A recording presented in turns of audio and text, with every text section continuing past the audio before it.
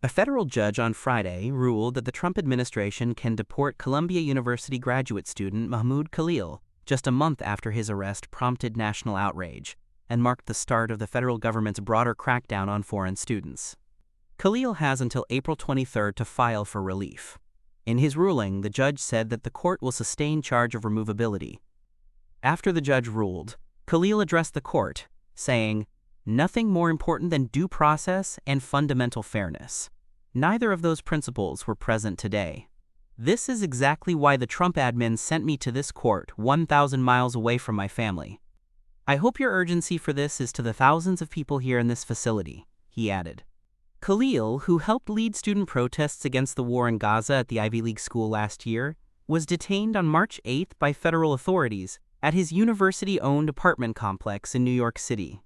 He has since been in custody at a Louisiana immigration detention center. The Trump administration has maintained publicly that it has the authority to deport Khalil, a 30-year-old green card holder, because he led activities aligned to Hamas, a designated terrorist organization.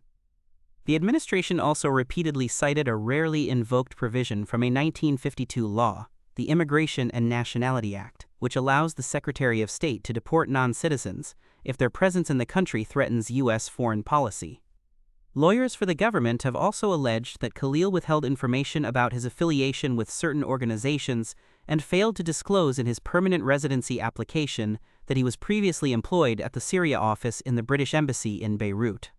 A federal judge pressed the administration to submit evidence supporting their claims and justification for Khalil's deportation by Wednesday.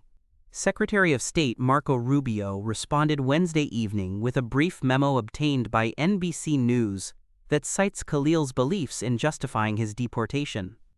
Rubio said that while Khalil's past, current, or expected beliefs, statements, or associations that are otherwise lawful, the provision allows Rubio alone to, quote, personally determine whether Khalil should be allowed to stay in the country.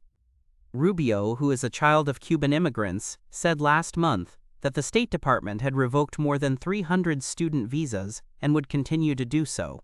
According to an NBC News analysis, as of Wednesday, officials had revoked the visas of foreign students, many of whom are Arab, in at least 29 states. Video of the March arrest of a Tufts University student, Rumeysa Ozturk, showed several plainclothes DHS agents surrounding her, grabbing her wrists, and moving her into an SUV while she screamed out in confusion. Her lawyers argue that she was targeted for writing an opinion piece in her school newspaper that criticized Tufts' response to the war in Gaza. An international student at the University of Florida was deported late last month after he was arrested and accused of traffic violations, his family and local officials said.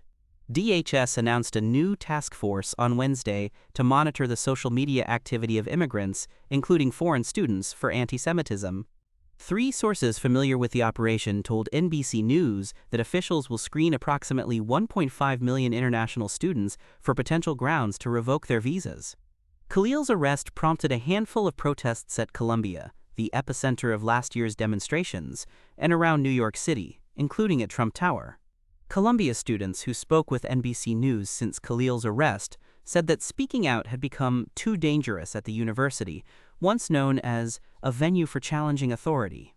A university spokesperson did not immediately return a request for comment regarding the order over Khalil's deportation. The sweeping measures against international students are one of several ways the Trump administration has used the federal government's powers to exert leverage on academic institutions. The administration has also revoked hundreds of millions of dollars in federal funding to several universities in recent weeks, including Columbia, Harvard, and Princeton, citing dissatisfaction with how they handled last year's protests against the war in Gaza.